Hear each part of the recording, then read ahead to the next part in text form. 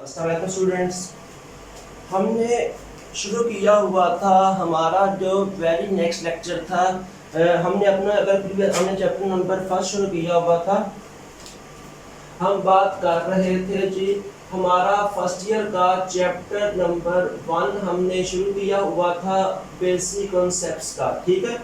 और यहाँ पे अपने प्रीवियस लेक्चर में हमने कर दिया था कॉन्सेप्ट ऑफ मोल को। आज बहुत ही आसान सा छोटा सा लेक्चर हम करने जा रहे हैं, बड़ा अहम lecture.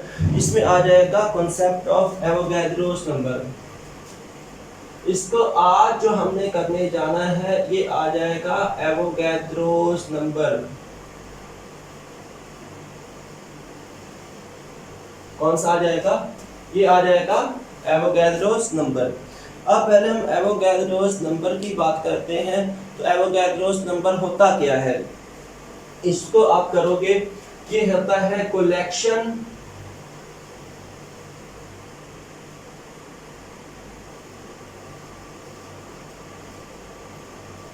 Of 6.02 into 10 raised power 23 particles. क्या होता है? ये होता है collection of 6.02 into 10 raised power 23 particles is called Avogadro's number. क्या होता है? एवोगैड्रोस नंबर होता है। अगर हम अपने प्रीवियस लेक्चर को यहाँ पे देखते हैं तो वहां पे हमने किया था कि मोल क्या होता है। क्या ने किया था? मोल क्या होता है। तो मोल को मैं दोबारा फिर एक दफा करवा देता हूँ। मोल के बारे में आपने ये कहा था कि mass of substance, mass of substance expressed in gram, mass of substance expressed in ग्राम। कि कोई भी आपके पास सब्सटेंस है, आप क्या काम करोगे? उसके मास को एक्सप्रेस करोगे इनटू ग्राम से। कि अगर हमारे पास एटम है, इसके मास को जब हम ग्राम में करेंगे तो ये बन जाएगा ग्राम एटॉमिक मास। क्या बन जाएगा? ये बन जाएगा ग्राम एटॉमिक मास। अगर हमारे पास है मॉलिक्यूल, इसके मास को जब हम ग्राम में करेंगे तो ये बन जाएगा ग्राम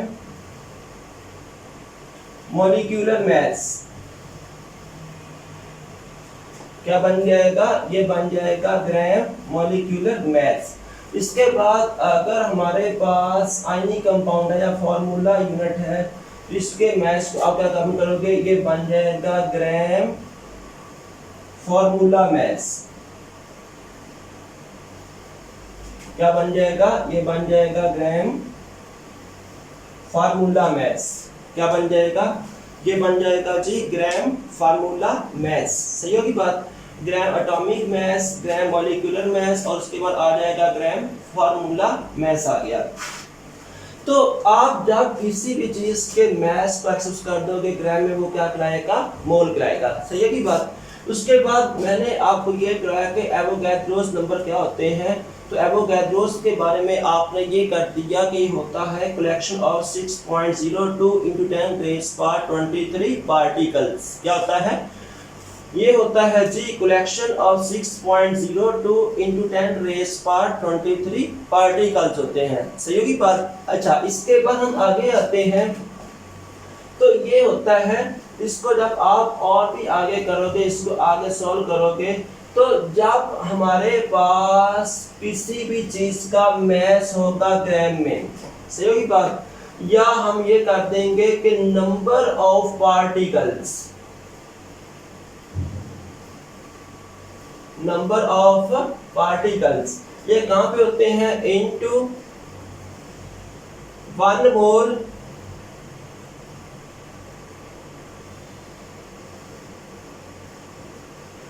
of substance, number of particles into 1 mole of substance। इसको भी हम क्या नाम दे देंगे, इसको भी हम ये कर देंगे, ये होगा एवोगैड्रोस नंबर। ये क्या होगा, एवोगैड्रोस नंबर होगा। Number of particle into 1 mole of substance, ये क्या कहलाएगा, ये कहलाएगा जी एवोगैड्रोस नंबर। ये क्या कहलाएगा, ये कहलाएगा एवोगैड्रोस नंबर। बात समझा गई ना। अब इसके बाद अगर हम अनमोल की बात कर लेते हैं, तो हमने यहाँ पे बात करनी है एटम की, उसके बाद हमने बात करनी है जी मॉलिक्यूल की, उसके बाद हमने बात करनी है आयनी कंपाउंड की। आयनी कंपाउंड या इसको हम कह देंगे फॉर्मूला यूनिट।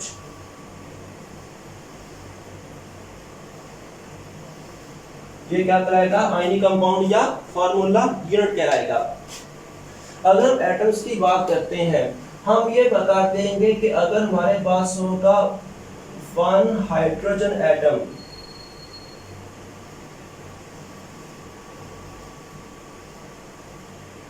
क्या हमारे पास होगा, हमारे पास होगा जी 1 हाइड्रोजन एटम। तो ये किसके बराबर हो सकता है, तो 1 हाइड्रोजन एटम का जो मास होता है, इसको जब आप ग्राम में करोगे आ जाएगा 1.008 ग्राम। क्या होता है, ये होता है 1.008 ग्राम। अब इसके ये किसके बराबर होगा, जब आप इसको लेके जाओगे 1 मोल के बराबर हो जाएगा। क्या हो जाएगा, ये 1 मोल के बराबर होगा ऑफ हाइड्रोजन एटम। किसके बराबर हो जाएगा, 1 मोल ऑफ हाइड्रोजन एटम। अब इसके अंदर 1 मोल के अंदर जो पार्टिकल्स होते हैं वो कितने हो सकते हैं, 6.02 × 10⁻23 हो सकते हैं। बात समझा गई। एक और एग्जांपल करने आप जरा, आप करते हो जी कि अगर हमारे पास होगा 1 ऑक्सीजन एटम,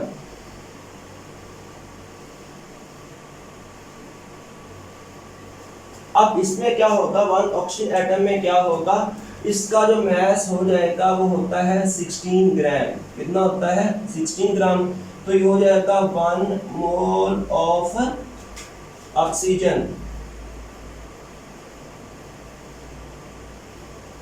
इसके बराबर होगा 1 मोल में पार्टिकल होंगे 6.02 × 10⁻23। इसके बराबर आ जाएगा, ये बराबर आ जाएगा जी 6.02 × 10⁻23 आ जाएगा।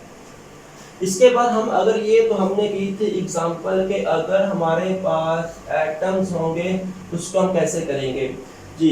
अब इसके बाद अगर हमारे पास होंगे मॉलिक्यूल्स, क्या होंगे, मॉलिक्यूल्स होंगे। तो मॉलिक्यूल में भी आपने क्या काम करना है कि मॉलिक्यूल का अगर आप बात करते हैं जी, वाटर का मास जो होता है, अगर हमारे पास वाटर का 1 मॉलिक्यूल होगा,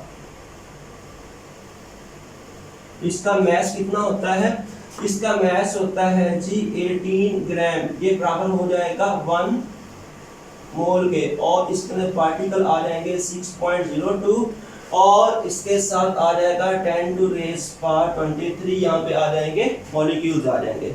समझा गई ना। अरे आप जो मैंने अभी आपको सारा कॉन्सेप्ट दिया है, मैंने ये कर दिया कि एवोगैड्रोस नंबर क्या होता है, इतने पार्टिकल्स की कलेक्शन होती है। बात समझा गई ना। और उसके बाद इसके और क्या हो सकता है, एवोगैड्रोस होता है number of particles in 1 mole of substance. क्या हो सकता है, number of particles in 1 mole of substance. आप एटम आपके पास आ सकता है, सब्सटेंस में मॉलिक्यूल आ सकता है, उसको आपके पास फार्मूला यूनिट या आयनी कंपाउंड आ सकता है। मैंने आगे ये 2 एग्जांपल आपको करवा दी हैं कि जब आपने बात करनी है हाइड्रोजन एटम की, उसका मास ये होगा 1 मोल के बराबर होगा और ये उसके बराबर आ जाएगा इतने पार्टिकल्स। इसलिए मैंने ऑक्सीजन की बात कर दी और आगे इसी तरह मैंने बात कर दी है मॉलिक्यूल की। किसकी बात कर दी है, मॉलिक्यूल की। तो आप जरा आप देखें, आपने एक और एग्जांपल उसके बाद देख लेते हैं। या मॉलिक्यूल में सपोज मैं यहाँ पे एग्जांपल ग्रुप से हट के देता हूँ, ये आ जाएगा CO2। अब CO2 का मास कितना होता है, CO2 का मास होता है जी 44 ग्राम। ये किसके बराबर होगा, ये बराबर होगा 1 मोल के, और इसके अंदर पार्टिकल्स कितने आ जाएंगे, 10⁻23 आ जाएंगे। सही होगी बात। अब मैं आपको ये पहले कहने जा रहा था कि अगर आप ये हमारे पास दोनों एटम्स ही हैं, अब देखिए दोनों एटम में हाइड्रोजन का मास इतना है, ऑक्सीजन का मास इतना है, मास दोनों का वेरी कर रहा है, लेकिन दोनों में क्या है, पार्टिकल्स क्या है, इक्वल हैं। क्या है, पार्टिकल्स दोनों के दरमियान इक्वल हैं। उसके बाद अगर आपसे पूछ लेता है कि justify 1 mole of hydrogen and 1 mole of oxygen contain equal number of atoms particles, आप उसका आंसर ये दे दोगे क्योंकि बराबर होता है एवोगैड्रोस के बराबर पार्टिकल होता है, उसमें पार्टिकल्स क्या आ जाएंगे, इक्वल आएंगे। इसी तरह आप देखें इन दोनों को, दोनों का मास क्या है, वो वाला, दोनों में क्या है, मास तो दोनों का डिफरेंट है लेकिन नंबर ऑफ पार्टिकल दोनों में क्या है, सेम है। सही है की बात। इस तरह हम एक और आगे बात करते हैं, वो एटम्स निकलेगा, और मैंने आपको लास्ट टाइम करवाया भी था, मैंने आपको लास्ट टाइम एक ये करवाया था फार्मूला, वो ये वाला था कि अगर हमारे पास कार्बन होगा, अगर हमारे पास कार्बन होगा, इसका मास होता है 12 ग्राम, ये बराबर होगा 1 मोल के, और इस 1 मोल के अंदर जो पार्टिकल्स आ जाएंगे वो आ जाएंगे 6.02 × 10⁻23। सही की बात।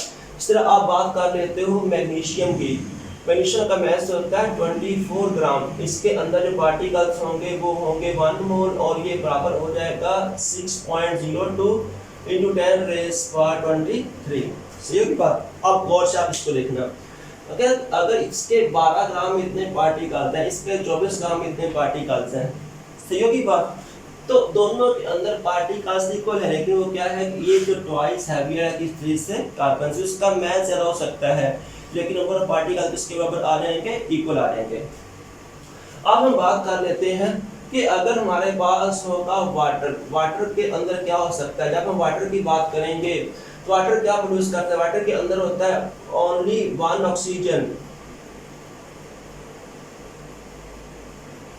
सही होगी बात। और उसके बाद हम बात करेंगे 2, यहाँ पे आ जाएंगे हाइड्रोजन, 2 यहाँ पे क्या आ जाएंगे, हाइड्रोजन आ जाएंगे। सही की बात। तो अब है क्या कि अब बात करेंगे कि 1 से प्लस आज यहाँ पे 1 मोल लोगे, और 2 से प्लस यहाँ पे आप 2 मोल लोगे हाइड्रोजन के, क्योंकि यहाँ पे 2 हाइड्रोजन है और यहाँ पे कितने ऑक्सीजन क्या है, एक ही है। सही की बात। हम करते हैं कि वाटर के अंदर 6.02 × 10⁻23 पार्टिकल्स होंगे ऑक्सीजन के, क्योंकि हम इसको यूं लिख लेते हैं ना, वाटर का फार्मूला क्या, H2O, इसमें 2 मोलर वॉल्यूम में 2 यहाँ पे क्या हाइड्रोजन है और 1 मोल क्या है, ऑक्सीजन है। ऐसी ना 1 मोल क्या है, ऑक्सीजन है। ऑक्सीजन का मास ही होता है ना 16 ग्राम, तो 1 मोल के बराबर ही होगा फिर। तो यहाँ पे 1 मोल क्या ऑक्सीजन है, 2 मोल यहाँ पे क्या हाइड्रोजन है, तो 1 मोल से मुराद क्या है, इसके अंदर ऑक्सीजन के इतने पार्टिकल्स है। समझा गई ना। और उसके बाद यहाँ पे हाइड्रोजन की कितने हैं, 2, यहाँ 26.02 × 10⁻23। तो इसका आंसर जो भी आ जाए, ये इसके अंदर पार्टिकल्स हैं किस चीज के, हाइड्रोजन के। अब उसके बाद आगे हम बात कर देते हैं कि अगर हमारे पास होगा H2SO4, H2SO4 को जब हम आयोनाइज करते हैं, ये बनाता है 2H पॉजिटिव, इसका बनाता है SO4 नेगेटिव 2। तो इससे प्रोड्यूस क्या काम करना है, देखो इसने 2 मोल आगे प्रोड्यूस किया हाइड्रोजन और 1 मोल प्रोड्यूस किया सल्फेट का, तो इसके आयन किसके बराबर होंगे, इसके आयन बराबर होंगे 6.02 × 10⁻23। इस 2 से कंफ्यूज नहीं होना, उसके ऊपर वाला चार्ज है। और इससे कितने आयन होंगे, तो ये होंगे 2 × 6.02 × 10⁻23। तो ये आगे आपका ये वाला आ गया कॉन्सेप्ट कि इसके अंदर पार्टिकल्स कितने कितने हो सकते हैं। अब इसके बाद कोई अगर आपको ये कर देता है कि आपने यहाँ पे नंबर ऑफ पार्टिकल्स फाइंड करके बताने हैं कि किसमें कितने नंबर ऑफ पार्टिकल्स आते हैं, तो नंबर ऑफ पार्टिकल्स फाइंड करने के लिए आप ये वाला फार्मूला लगाओगे। ठीक है, आप ये वाला फार्मूला लगा दो तो ये आ जाएंगे, पार्टिकल्स इज इक्वल टू आ जाएगा मास ओवर मोलर मास, मल्टीप्लाई आप इसको कर दोगे मल्टीप्लाई बाय एवोगैड्रोस नंबर, क्या आ जाएगा, particle is equal to mass और molar mass into Avogadro's number. आप समझा गई ना। ये फार्मूला लगा के आप यहाँ पे पार्टिकल्स फाइंड करने हैं। अगर आपके पास पार्टिकल एटम है तो आप बताओगे mass of atom molar mass of atom multiply by Avogadro's number. अगर आपको दिया गया होगा कंपाउंड दिया गया तो mass of compound molar mass of compound multiply by Avogadro's number. सही होगी बात। और इसी तरह आपको भी कर देता है कि आपने यहाँ पे आइंस फाइंड करने हैं, तो number of ion is equal to mass of ion, molar mass of ion, उसके क्या आ जाएगा यहाँ पे एवोगैड्रोस नंबर आएगा। तो ये वाला फार्मूला आप अप्लाई करके डिफरेंट तरह के पार्टिकल्स भी फाइंड कर सकते हो, एटम्स के, आइंस के, या आप फाइंड कर सकते हो मॉलिक्यूल्स के। बहरहाल बड़ा ये अहम वाला टॉपिक था जो आज हमने मुकम्मल किया है, एवोगैड्रोस नंबर। और उसके बाद जो हमारा नेक्स्ट आ जाएगा, आपके बुक के ऊपर ना आगे कुछ न्यूमेरिकल्स दिए गए हैं, आपने वहाँ पे पार्टिकल्स फाइंड करने हैं, ठीक होगी बात। तो पार्टिकल्स फाइंड करने के लिए आपने क्या काम करना है जी, आपने एवोगैड्रोस नंबर का कॉन्सेप्ट अच्छी तरह से पहले याद करना है, उसके बाद न्यूमेरिकल्स आप खुद सॉल्व करोगे, सही होगी बात। इसके बाद जो हम आगे करने जाएंगे वो आ जाएगा मोलर वॉल्यूम, इंशाल्लाह हमारा नेक्स्ट लेक्चर। अल्लाह हाफ़िज़।